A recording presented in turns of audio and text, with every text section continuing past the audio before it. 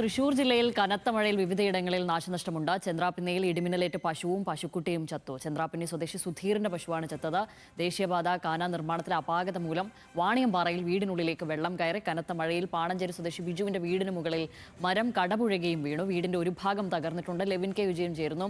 Levin, ജില്ലയിൽ അങ്ങിങ്ങായി വലിയ നാശനഷ്ടമാണല്ലോ നിലവിൽ ഉണ്ടായിരിക്കുന്നത്. ഇപ്പോഴും അവിടെ മഴ തുടരുകയാണോ? എന്താണ് അവിടുത്തെ സാഹചര്യം?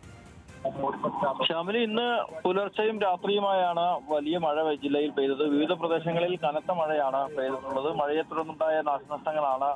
തൃശൂർ കനത്ത മഴയിൽ തുടർന്ന് വീടിന് മുകളിലേക്ക് മരം വീണ് കേടുപാടുണ്ടായിട്ടുണ്ട്. പാണഞ്ചേരി സ്വദേശി ബിജുവിന്റെ വീടിന് മുകളിലേക്കാണ് ഇന്ന് പുലർച്ചെ 2:30 മരം കടപുഴകി വീണത്. ഈ സമയത്ത് ബിജുവും കുടുംബവും വീട്ടിനുള്ളിൽ ഉറങ്ങുകയായിരുന്നു. ഭാഗ്യം കൊണ്ട് മാത്രമാണ് വലിയൊരു ദുരന്തത്തിൽ നിന്നും കുടുംബം രക്ഷപ്പെട്ടത്.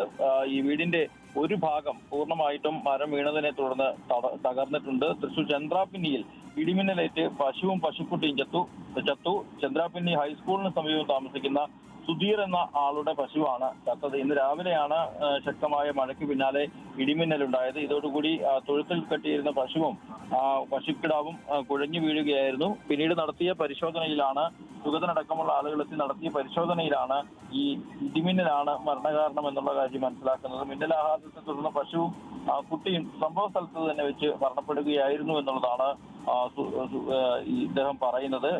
അതോടൊപ്പം തന്നെയാണ് മറ്റ് സ്ഥലങ്ങളിലും നേരിയ തോതിലാണെങ്കിലും അല്ലാതെയും നാശനഷ്ടങ്ങൾ ഉണ്ടായിട്ടുണ്ട്. ദേശീയപാതയിൽ കാന നിർമ്മാണത്തിന്റെ അപാകതയെ തുടർന്ന് വാണിയമ്പാറയിൽ വീടിനുള്ളിലേക്ക് വെള്ളം കയറിയുന്നുണ്ട്. വാണിയമ്പാറ അമ്പലത്ത് വീട്ടിൽ ജിത്തുവിന്റെ വീട്ടിലേക്കാണ് മഴക്കാലത്ത് ഇത്തരത്തിൽ വെള്ളം ഒഴിച്ചെത്തുന്നത്. കഴിഞ്ഞ ഏതാനും ദിവസങ്ങളിൽ മുൻപ് മഴ പെയ്തപ്പോഴും സമാനമായ രീതിയിൽ വെള്ളം ഒഴിച്ചെത്തിയിരുന്നു. ദേശീയപാത അധികൃതരോടക്കം പരാതി അറിയിച്ചിട്ടും ഈ പ്രശ്നത്തിനൊരു പരിഹാരം കാണാൻ തയ്യാറാകുന്നില്ല എന്നുള്ളതാണ് ആരോപണം. ഏതായാലും മഴ ശക്തമായി തന്നെ തുടരുകയാണ്. പല സ്ഥലങ്ങളിലും ഇതിനോടകം തന്നെ നേരിയ തോതിലും അല്ലാത്തതുമായ നാശനഷ്ടങ്ങൾ റിപ്പോർട്ട് ചെയ്യപ്പെട്ടിട്ടുണ്ട്.